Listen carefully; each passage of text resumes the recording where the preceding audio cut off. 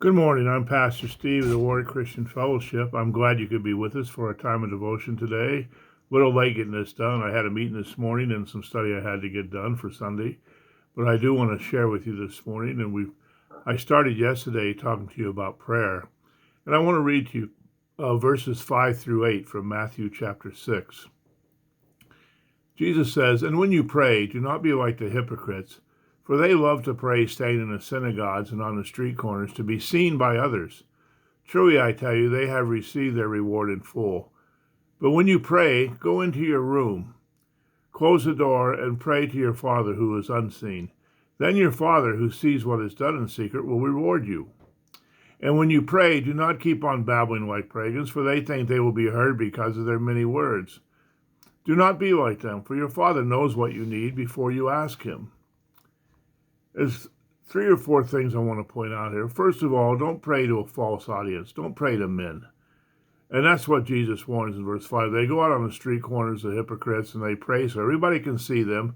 And that's the reward. Everybody sees they pray and everybody thinks well of them. But God sees in secret. So the true audience is God. That's why he says go into your room. Some translations say go into your closet. Pray in secret to God. And it doesn't mean you have to go into a closet room. It means get by yourself, get alone with God, and talk to him. Because God is the one that hears and sees your prayers. It doesn't matter if other men see them. It matters that God sees your prayer. So you have a false audience in men, and you have a true audience in God. But there's also God. Jesus warns us here about a false content.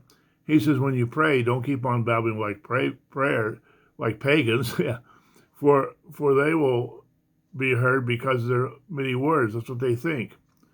Well, no, God doesn't want a bunch of empty words. He doesn't want a false content, which would be meaningless repetition. Let's spit that out again. Repetition. God, you don't have to say something over or say it once to God, and he gets it.